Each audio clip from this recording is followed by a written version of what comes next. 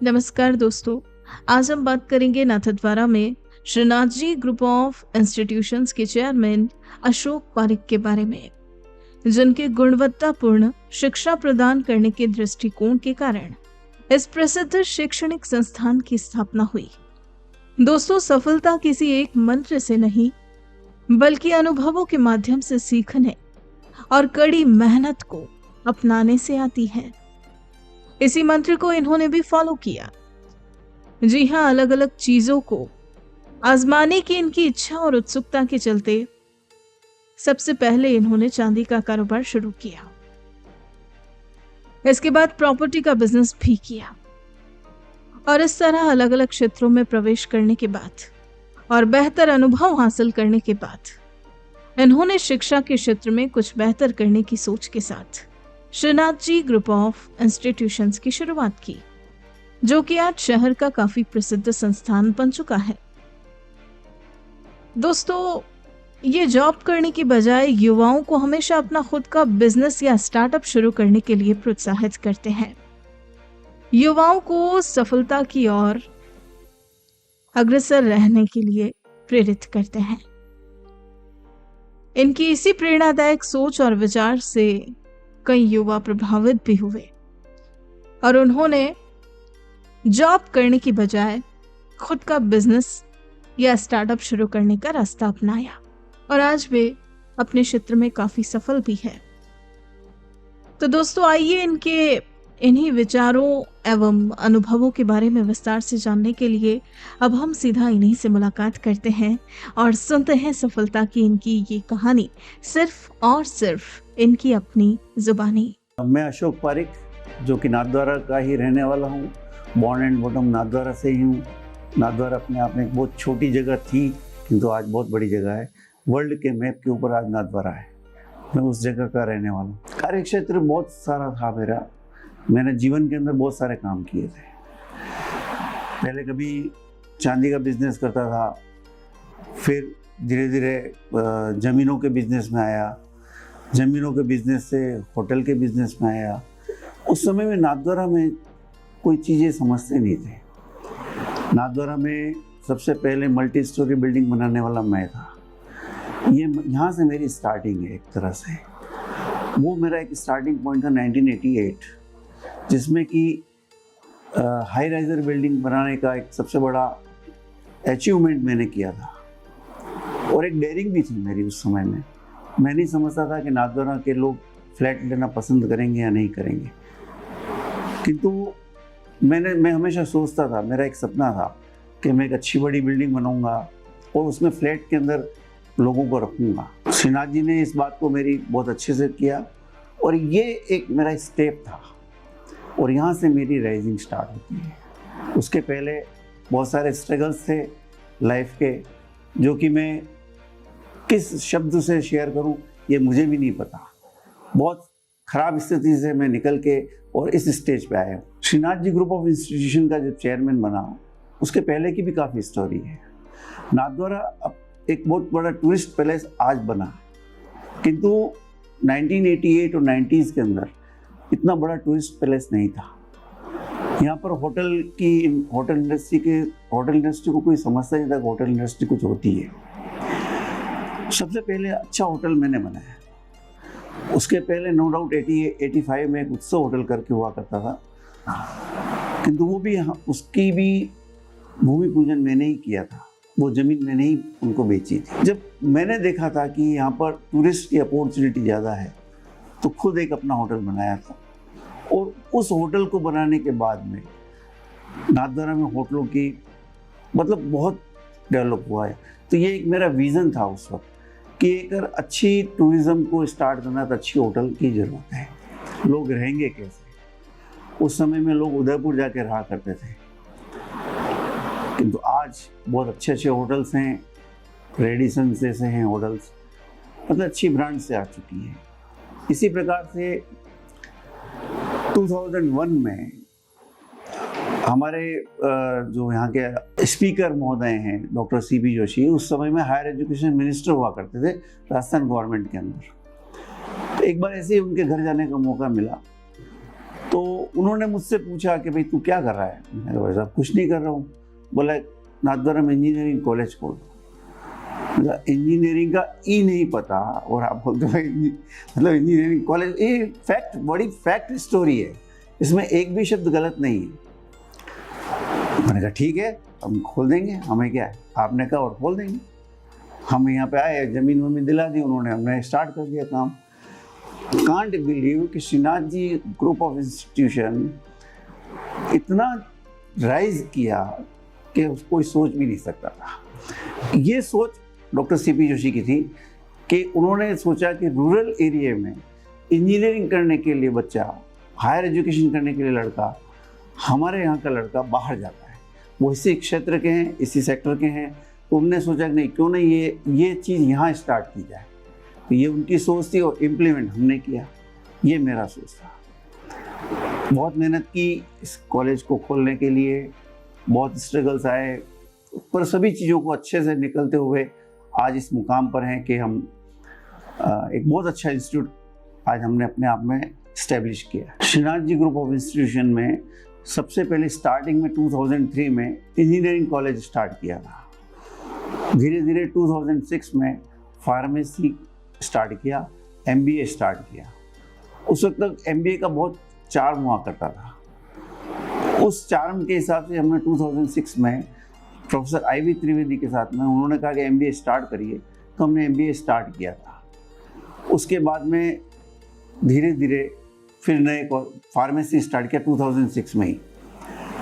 उसके साथ में फार्मेसी के साथ में आज की तारीख में हमारे पास सभी चीज़ों की मास्टर्स है। उसके बाद BSc है, एकेडमिक कॉलेज पूरा है, लॉ है, जो हायर एजुकेशन से रिलेटेड जितने भी कोर्सेज हैं वो सारे हम लोग रन कर रहे हैं। बहुत पुरानी बातें हैं बचपन की, कुछ यादें हैं धुंधली सी।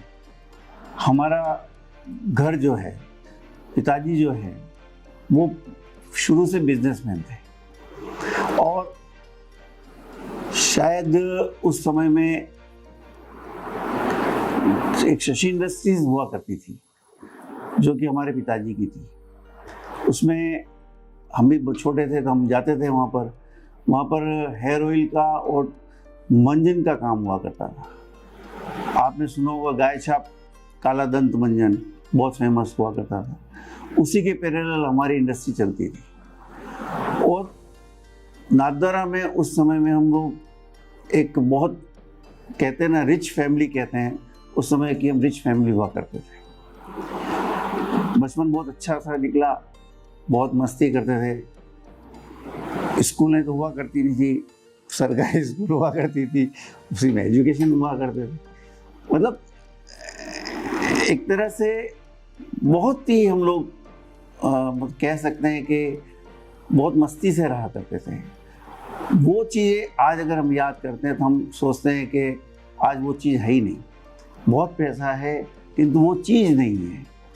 वो मतलब जो चीज़ें उस वक्त इंटीमेसी हुआ करती थी वो आज इंटीमेसी नहीं है। आज सोसाइटी के अंदर हर एक के पास में आज अच्छी स्थिति है किंतु वो इंटीमेसी नहीं है, जो भावना चाहिए वो नहीं है, ऐसा मैं सोचता हूँ।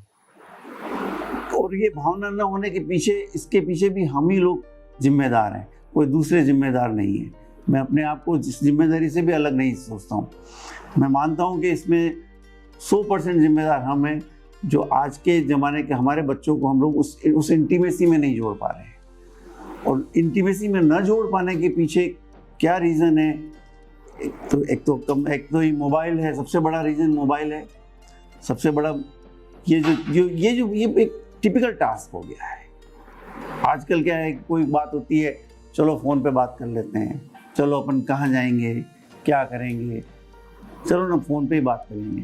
क्योंकि मोबाइल एक ऐसी चीज़ हो गई कि पहले तो किसी ज़माने में फ़ोन हुआ करते थे, भाई एक्स व्यक्ति है, फ़ोन पे कहते भाई नहीं है तो ठीक है भाई, आएगा जब बात होगी। आज ये समय नहीं है।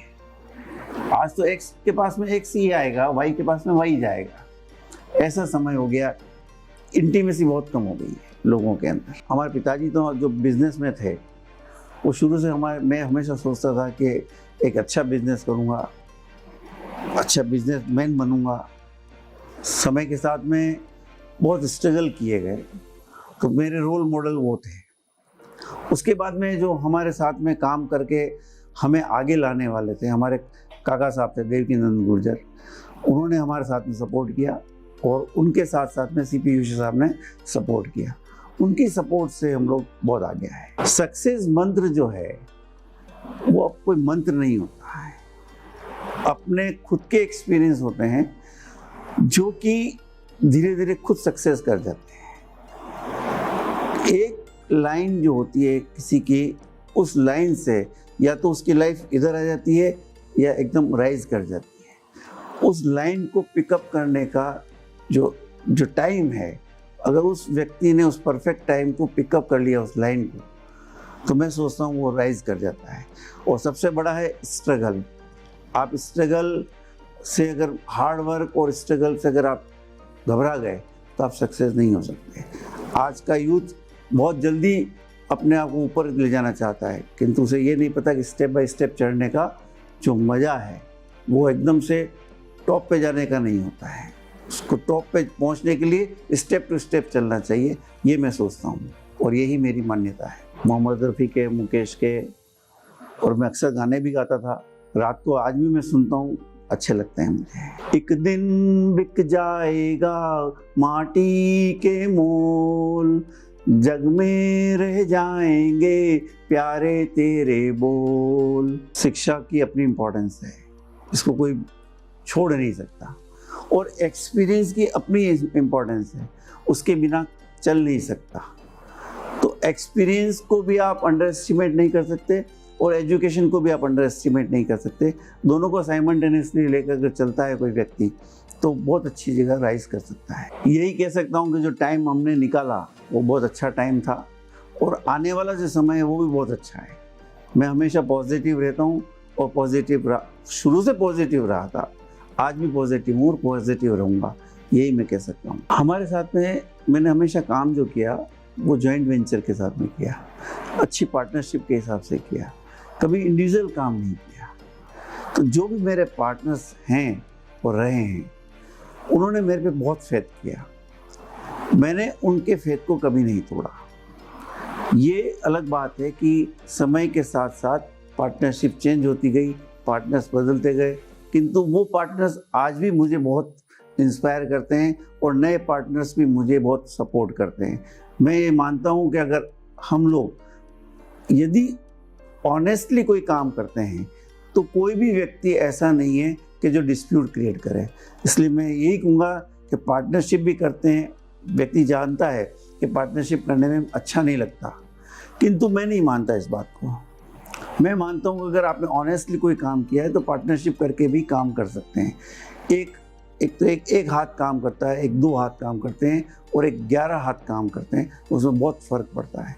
इसलिए मैं मानता हूँ कि जॉइंट वेंचर और पार्टनरशिप या कंपनी के साथ में काम करना अच्छा होता है, बशर्ते आप ऑनेस्ट रहें काम के प्रति, अपने लोगों के प्रति और समाज के प्रति। मैं ये चाहता हूँ कि जो अभी हिंदुस्तान में जितने युवा हैं, मेरा ऐसा ख्याल है कि पूरे विश्व में सबसे ज़्यादा युवा शक्ति हमारे पास में है। उस युवा शक्ति का अगर वो पॉजिटिव व्यू में अगर काम करती है, जैसे कि आज आपने देखा होगा कि चंद्रयान 3 पर हमारे लोगों ने तिरंगा फहराया, तो ये एक पॉजिटिविटी है। मैं ये चाहता हूँ कि जो युवा है वो एंटरप्रेन्योर ज़्यादा बने बजाय कि सर्विस क्लास में जाने के। भले छोटा सा काम करें, स्टार्टअप करें छोटा छोटा, परंतु एंटरप्रेन्योर बनने की कोशिश करें, ट्राई करें कि वो ज़्यादा से ज़्यादा लोग एंटरप्रेन्योर बने, उसके बाद में वो अपने यहाँ पे सर्विस में लोगों को रखें। ऐसा मैं सोचता हूँ और यही मेरा मैसेज है कि मैक्सिमम लोग एंटरप्रेन्योर की ओर जाएं और नए नए स्टार्टअप करें। और नया काम करने के लिए हमारे पास में जो हिंदुस्तान में आज अपॉर्चुनिटीज़ हैं वो शायद सोचता हूँ कहीं पे वर्ल्ड में नहीं है। मैं पूरे हिंदुस्तान की जनता को ये कहना चाहूँगा कि आप लोग, हर व्यक्ति की लाइफ में कोई न कोई एक मोड़ आता है, हर व्यक्ति की लाइफ में आता है और आया होगा, ऐसा मैं मानता हूँ। उस मोड़ पे यदि आपने राइज कर दिया तो राइज हो जाएगा, उस मोड़ को अगर आपने मोड़ मान लिया तो मुड़ जाती है लाइफ, ऐसा मैं मानता हूँ। जय हिंद, जय भारत। दोस्तों, आज हमने जाना श्रीनाथजी ग्रुप ऑफ इंस्टीट्यूशंस के चेयरमैन अशोक पारिक के अनुभवों एवं कार्यक्षेत्रों के बारे में। ऐसी ही प्रेरक कहानियां रोजाना सुनने के लिए आप जल्दी से हमारा चैनल सब्सक्राइब करें, बेल आइकन जरूर दबाएं, साथ ही कहानी को लाइक, कमेंट और शेयर करना ना भूलें। अब आप भी बन जाइए भारत की प्रोफेशनल कम्युनिटी की आवाज और सुनाओ अपनी कहानी, बनाओ अपनी पहचान की इस मुहिम से जुड़कर अपने जीवन के अनुभवों, करियर यात्रा, उत्पादों एवं सेवाओं के पीछे की वास्तविक कहानी से देशवासियों को प्रेरित करें और अपनी एक नई पहचान बनाएं। Tell your story, inspire and build your brand with the power of video. जय हिंद, जय भारत।